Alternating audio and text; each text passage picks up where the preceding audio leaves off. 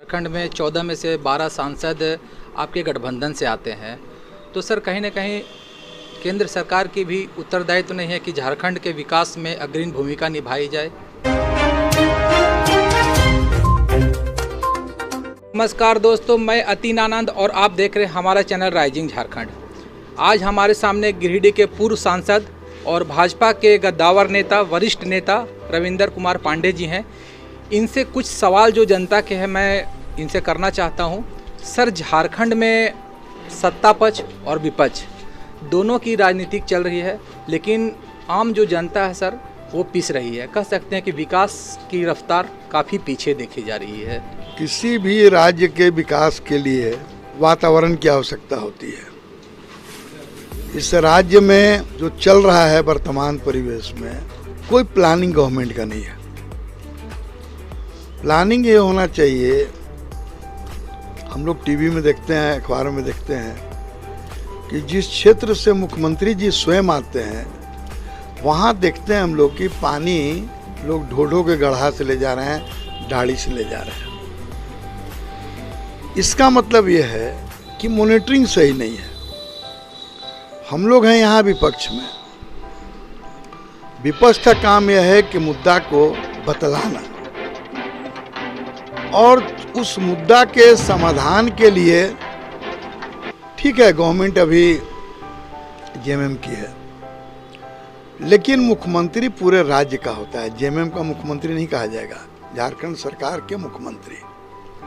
तो अगर कहीं कोई समस्या है तो इस विषय के लिए माननीय मुख्यमंत्री जी से भी लोगों को मिलना चाहिए, और अगर वो नहीं काम को करें तो हम विपक्ष में हैं, फिर उस विषय को लेकर मैं आंदोलन खड़ा करूंगा जो आम जनता को छूने वाला हो। क्या चाहिए भाई? पहले पानी चाहिए पीने का, सिंचाई की व्यवस्था होनी चाहिए, बिजली की व्यवस्था होनी चाहिए, रोजगार की व्यवस्था होनी चाहिए, स्कूल में टीचर की व्यवस्था होनी चाहिए। और आज के तारीख में अभी टीचर का हम लोग बराबर अखबार में देखते हैं, तो हम एग्ज़ाम लेंगे तो पारा टीचर को ऐसे करेंगे तो उनका तनख्वाह बढ़ावेंगे कि नहीं बढ़ावेंगे। अरे भैया, जो करना है कर दो ना। कितना समय लगता है कोई काम को करने के लिए? आज हमको लगता है कि इस राज्य के जो गवर्नमेंट है इसको बने हुए 27-28 महीना होने जा रहा है। ये तो अब कम डाउन की ओर शुरू हो रहा है ये। और भ्रष्टाचार में आपने देखा होगा कि करोड़ों रुपया पकड़ा रहा है। क्या है भाई? किसका पैसा है? कहाँ का पैसा है? माने ये परिस्थिति बना है कि जो गरीब गुरुआ है वो तो दांते तिले उंगली काट रहा है कि क्या हो रहा है इस राज्य में। जब तक कि एक ऐसी सरकार नहीं बनेगी जो ग्राउंड लेवल जीरो से जुड़ा हुआ हो, तब तक यहाँ का कल्याण नहीं होना। आप बताइए हमको, इस राज्य में 27 महीना में, 28 महीना में कहीं को कल कारखाना कोई लगा क्या? कहीं ये तो कुछ कोई भी चीज़ बतला दीजिए, कुछ नहीं है। अभी हम कल पेपर में पढ़े, अखबार में आया था कि कोल ब्लॉक का आवंटन हुआ था एनटीपीसी को और किसको किसको, वो सब का सिक्योरिटी मनी जब्त हो गया और माइन से नहीं खोला। ये लीजिए आप। झारखंड में 14 में से 12 सांसद आपके गठबंधन से आते हैं, तो सर कहीं ना कहीं केंद्र सरकार की भी उत्तरदायित्व तो नहीं है कि झारखंड के विकास में अग्रणी भूमिका निभाई जाए। आप मीडिया के साथी हैं। 28 महीना में माननीय मुख्यमंत्री जी एक मीटिंग किए 12 सांसद को बैठा करके कि जरा हमको डेवलपमेंट के बारे में आप लोगों से राय लेना है। प्रधानमंत्री जी से समय लिया जाए, हम लोग चल के मिलेंगे। ये करने के लिए कोई मना किया था क्या?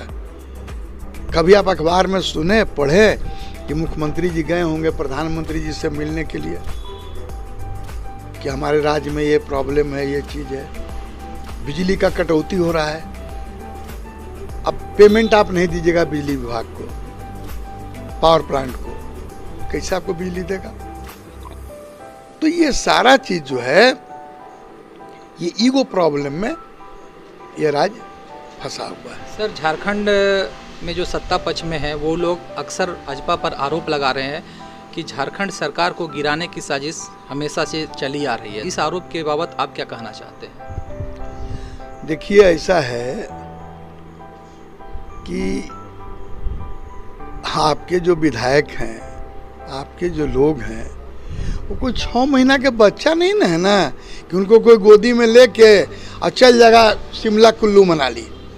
ऐसा बात तो है नहीं। आपके जो विधायक हैं, आपके जो सांसद हैं, जो भी लोग हैं, उसका तो कंट्रोलिंग आपके पास है ना। कैसे बीजेपी सरकार गिराने के चक्कर में है? अब हम कहीं बोलते हैं महाराष्ट्र में 45 गो एमएलए चल दिया झोला झंडी लेकर के, उसमें बीजेपी का क्या दोष है? बीजेपी का क्या दोष है? पूरा शिवसेना का झोला झंडी लेनी सब अलगे हो गया। अब आप कहिए कि बीजेपी ऐसे करवा रहा है, तो ये तो हेमंत बाबू को सोचना चाहिए। अगर उनको ऐसा डर है अंदर से, तो आप उस चीज को देखिए अपने से। यही ना है तरीका।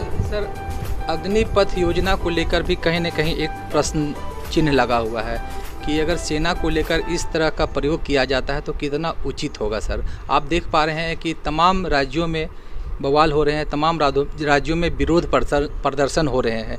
तो सर, क्या आपको लगता है जो किसान बिल जिस तरह से वापस हुआ, क्या ये बिल भी उसी तरह से वापस हो सकता है? 4 दिन पूरे देश में, वो भी 10-12 स्टेट में इसका विरोध हुआ, बाकी कहीं नहीं हुआ।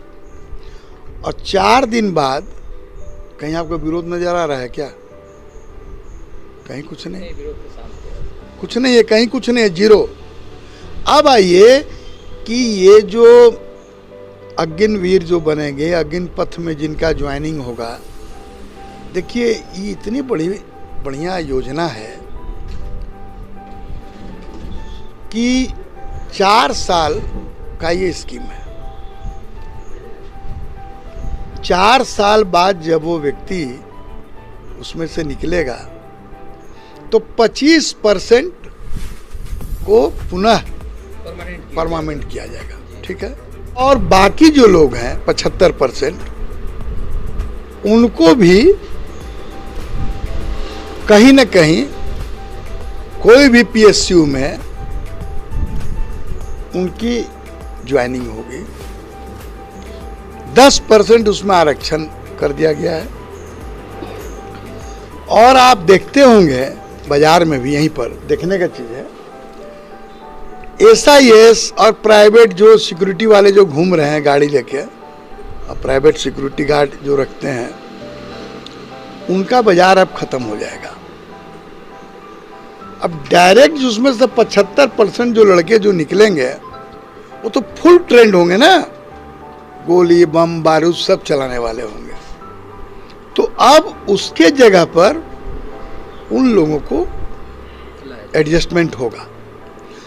स्वाभाविक है, मान लीजिए हमको 2 अगर सिक्योरिटी रखना है, प्राइवेट सिक्योरिटी रखना है, जब वो लड़का आएगा मेरे पास में 24 साल का, 25 साल का, तो हम तो उसको रखेंगे ना, हम उसको क्या रखेंगे? अच्छा, इसके बाद तो सर्टिफिकेट है कि भारत सरकार के यहाँ से इसको सारा ट्रेनिंग मिला है। और ये मान करके चलिए कि अटल जी के ही टाइम में, ये आज की बात नहीं है, ये सारा प्रोजेक्ट तैयार हुआ था। काहे तैयार हुआ भाई? कि हमको ट्रेंड व्यक्ति हमको स्पेयर में भी रखना है। हम लोग गांव देहात के लोग हैं, लाख पैदा हो जाए, लेकिन गांव में आज भी कोठी का युग है। लोग बोलते हैं कि कोठी भाड़ी में अनाज है मेरा। अगर आज अकाल पड़ जाए तो लास्ट में लोग बोलते हैं कि अब कोठी के फोड़ो, उसमें से निकालेंगे चावल, अनाज निकालेंगे, खाएंगे। एक बैग जब युद्ध हुआ था कारगिल वाला, उस टाइम में देश बड़ा असमंजस में पड़ गया था। तो जब नौजवान उसमें जाएंगे, और ऐसा नहीं है कि जो पहले से बहाली चल रहा तो बंद हो जाएगा, सो बात नहीं है। ये विरोधियों का प्रोपगंडा है कि वो बहाली बंद हो जाएगा। लेकिन फिर भी सर एक संवाद की कमी देखी गई, लोगों को विश्वास में लेकर इस योजना को लाना चाहिए, तो वो सर कहीं ना कहीं एक गैप जरूर नज़र आया है। देखिए ऐसा है ना, कोई भी जब नया काम होगा तो थोड़ा सा उसमें अनमनस लगता है। जैसे हम ही को मान जब यहाँ कहिए कि आज रात में ही खटिया चौकी निकलवाते हैं, ही सोइए, तो एक आध 2 दिन तो हमको नींद नहीं आवेगा, 4 दिन बाद तो आराम से हम सूतेंगे, लोटा लेके चल जाएंगे खेत तरफ घूमते फिरते, कोई दिक्कत नहीं है। तो कहने का तात्पर्य मेरा ये है कि धीरे धीरे ये सब चीज, अच्छा उसके बाद में उसको 4 साल बाद, कौन ऐसा काम है जिसमें 4 साल बाद उसको 20 लाख रुपया उसको मिलने जा रहा है? 20 लाख जब वो लेके आएगा, 22 साल 24 साल का लड़का, यहाँ 22 साल का लड़का तो जरा पढ़ रहा है, स्कूल कॉलेज में पढ़ाई कर रहा है अभी, और नहीं तो गार्जियन से कह रहा है कि टका लाओ हम जाएंगे दिल्ली एडमिशन करवाने। लेकिन अगर वो जो 45,000 50,000 जो लड़के हैं वो 20-20 लाख लेके जब लौटेंगे घर, तो पूरा परिवार जो है वो उसको खुशी होगा और कोई भी रोजगार भी कर सकता है। इसमें तो आदरणीय प्रधानमंत्री जी को इन लोगों को धन्यवाद देना चाहिए कि ऐसा स्कीम इन्होंने लाया, इसके पहले कहीं नहीं आया था स्कीम। और आज भी ये मान करके चलिए कि फॉरेन में ये स्कीम आज नहीं, आज 10 साल पहले से चल रहा है, तो वहाँ आबादी कम है, ये भी हम जान रहे हैं बात को जो आप बोलिएगा, लेकिन स्कीम वहाँ चल रहा है। अब आप ये देखिए, फौज में जाने का मतलब है हमको सेवा करना है, धन उपार्जन हमको नहीं करना है। सेवा भावना से जो लड़का जा रहा है, उसके बाद भी उसको 20 लाख रुपया मिलेगा और लेके आएगा घर, इससे बढ़िया तो और कोई बात हो नहीं सकता है। हाँ भगवान करे फिर उसको फिर परमानेंट भी होगा, उसको फिर ये भी नहीं है कि पढ़ाई रुक गया, ग्रेजुएशन करने का भी उपाय है उसको, इंदिरा गांधी ओपन यूनिवर्सिटी से वो करेगा, वो उसको एक सर्टिफिकेट भी मिलेगा ट्रेंड का। अभी पिछला बार कोरोना में कैसे मोदी जी ने 10th का एग्ज़ाम नहीं लिया, बच्चों को पास कर दिए प्रीवियस मार्क देख करके। अगर उसको रोक दिया जाता तो 2 साल तो बैक हो जाता। और आज भी जब इसमें कुछ त्रुटि था मान लीजिए, तब मैंने एज बढ़ा दिया गया, ऐसा तो नहीं कि नहीं, कहीं कोई सवाल नहीं। धन्यवाद दोस्तों। तो जितने जनता के सवाल थे सब माननीय जो पूर्व सांसद ने जवाब दिया, बखूबी जवाब दिया। धन्यवाद, बने रहिए हमारे चैनल राइजिंग झारखंड के साथ।